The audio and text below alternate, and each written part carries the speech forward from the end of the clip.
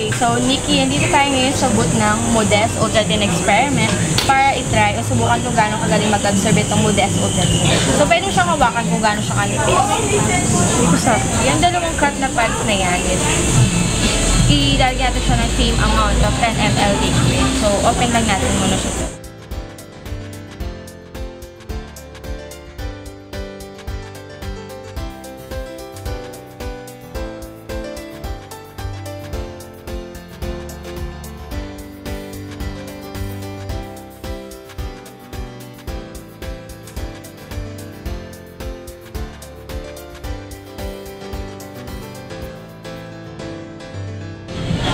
So ngayon, itong maternity pad, try mo siya i-press.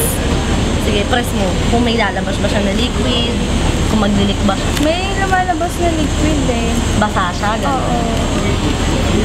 So, ano napipili mo habang pinipress mo yung makapal na pad? Basa. Basa pa. Sir, so ngayon ito naman i-try mo itong Modest Ultra Thin. Pwede mo siyang i-press kung may maglilik. Ano Hindi ka ba na-amaze? Bakit walang liquid? Sobrang nipis niya. Hindi nga. Wala nga. Wait. Ito naman Modest Ultra Thin natin. Paki-press na lang. Yan. So, ano masasabi mo?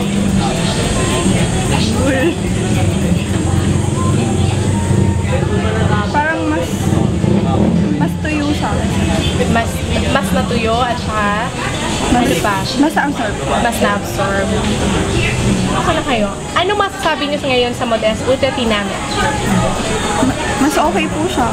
Mas okay. Kasi parang mas comfortable siyang gamitin. Mas comfort Naman yung Modest Ultra Thin.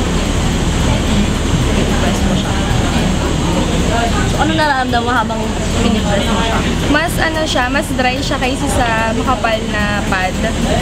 Ang galing. Grabe. Na-absorb niya yun. Yung liquid na yun kahit same amount sila. Grabe. Ang galing. Tatanong kita, gagamit ka na ba ng Modest Ultra Thin? Oo, na-miss na nga ako eh. Na-amaze ka? Bakit? Kasi ano eh, nag-absorb siya tapos walang leak na lumabas. So magsuswitch ka naman sa Modest Ultra Thin, tatry mo naman? Yes. Tatry ko siya. Tatry ko siya. Sa mga friends mo, recommend mo din ba? Sure, recommend ko talaga yung Modest. So maganda siya, no? Sobrang ganda.